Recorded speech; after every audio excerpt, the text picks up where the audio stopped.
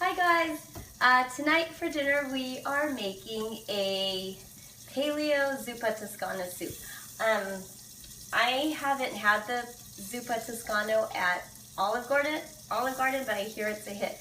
But anyways, I've never made it. Mike's gonna make it because he always makes it and it turns out good. It's good for tonight because it's cold and windy and kind of rainy. So I hope you guys enjoy. Let's get started. Okay, so we're gonna make some Zuppa Toscana. This is a variation of a recipe that originally found on the CrossFit Journal. So we got some sausage, about a pound of sausage, a pound of hamburger, some, can you see the stuff? Yep. Some homemade chicken broth, some bacon, leftover bacon grease that's already warm in the Dutch oven, some coconut milk, some kale, onions, mushrooms, garlic, and turnip. The recipe that we're following calls for kohlrabi. It's basically any paleo friendly starch will be good in this, and we had turnip, some salt, pepper, fennel, and garlic. So started with sausage links and just kind of cut them up as so. And already did most of it. And then we'll get this browning, and then we'll pull this out to brown the beef once this is all browned up nicely.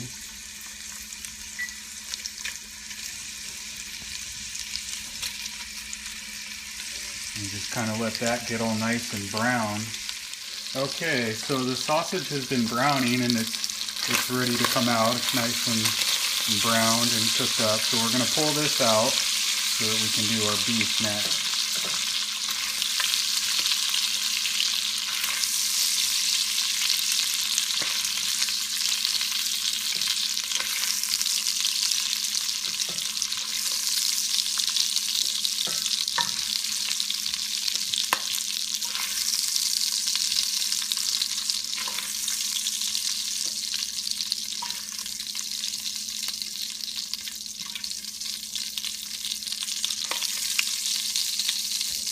Okay, so next we'll put in the ground beef.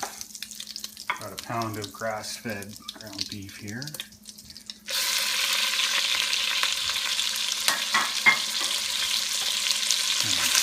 Start to break this up.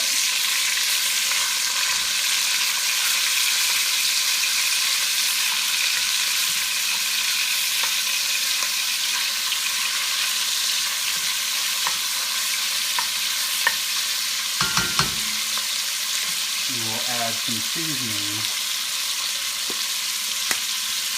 Put in a good amount of fennel seeds.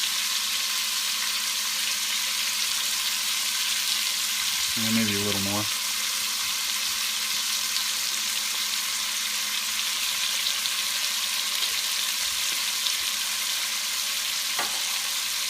Some garlic powder.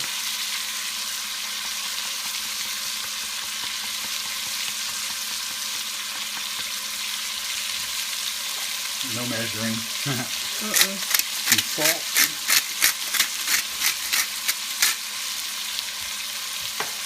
And some pepper.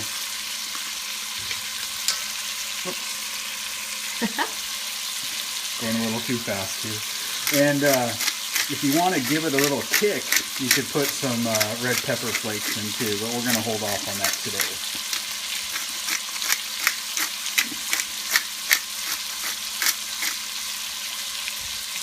Okay, so get this mixed up and brown the hamburger just like we did with the sausage. Try not to break it into too small pieces.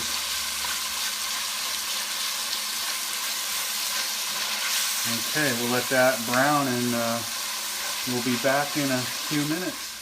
Okay, so the ground beef is brown. So we're going to pull that out and just keep it with the sausage for now. The next thing we're going to do is we're going to get the veggies in to start softening up. And then we'll add the meat back in after the veggies soften for a few minutes and add some chicken broth. Homemade chicken broth. Homemade chicken broth. Mm-hmm. Leftover chicken bones. Super easy to do in the crock pot.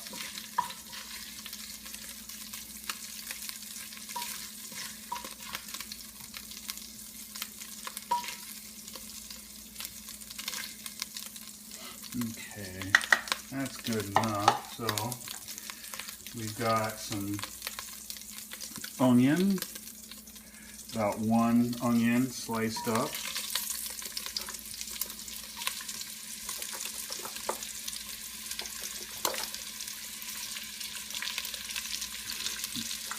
A couple handfuls of mushrooms here.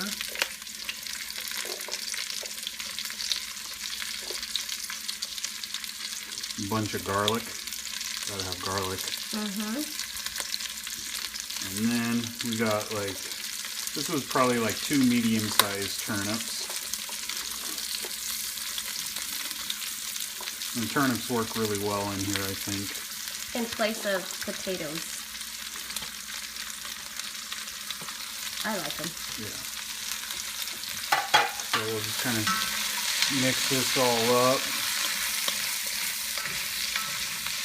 Let this soften for a few minutes. You can really smell the onions and garlic already. Okay. So yeah, we'll let this soften and be back in a couple minutes. We'll add the beef and the chicken broth. Okay, so we're back. The veggies have softened a little and started getting some color. So let's add the meat back in there.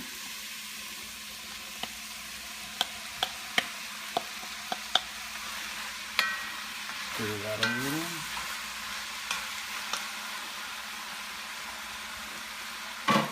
And then we're going to add our chicken broth.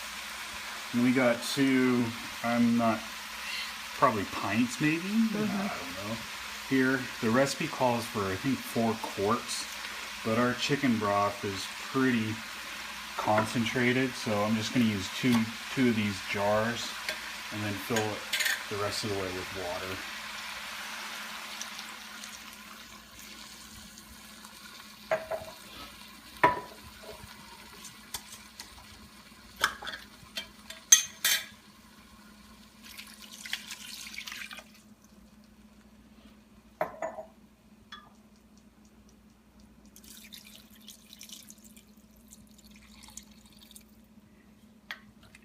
That's pretty good. I think I'll get a little more water because we still got a few more ingredients to add before we're all the way done. Ooh, look at that. Smells good, honey.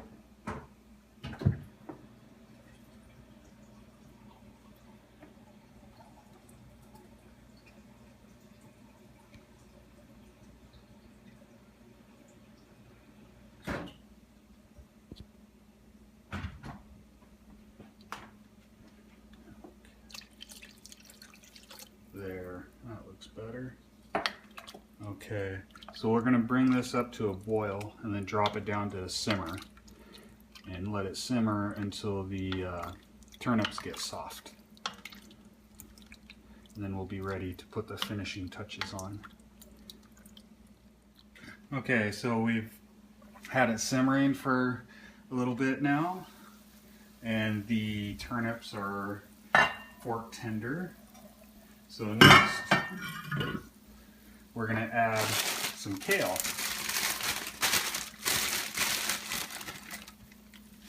Put in several big handfuls. This will shrink down when it wilts. We'll just leave this in here long enough to wilt. But you can use spinach too if you're not comfortable with kale, right? Yeah. The spinach would be even lighter. But we like kale. Yeah. So kind of stir this up. Maybe add maybe a little bit more. One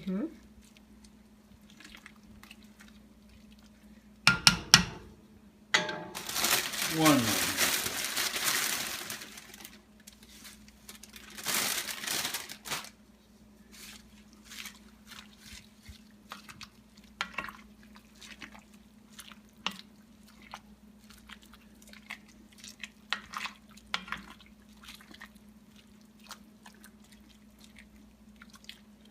Okay. And then we'll let this simmer. It's just going to take like a minute or two to for the kale to get cooked through. And then we'll be right back for the last step. Okay, so we've had the kale in here for a couple minutes. How green it turned, nice bright green. This is going to be good. So the last thing we're going to do is we're going to add some coconut milk. And this isn't going to add a whole lot of flavor, but it's going to add some richness. I think it's, you know, you don't have to use it, but I think it really helps, even though it's not much of a flavor enhancer for this particular recipe. Dairy free too. Yeah. Yeah, because I think the original recipe. The original recipe probably has cream in it. But so, here we go. Oops, a little bit thick.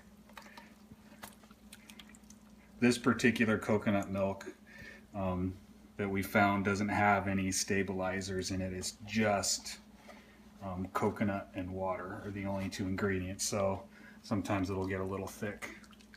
So we'll just stir that coconut milk in.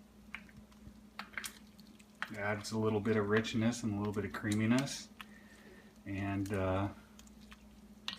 that's it. We're ready to eat. Okay guys, dinner is served and we're going to have Calvin taste this and hopefully it's kid approved. Alright. Alright, make sure you blow it because it's still really hot, so please be careful.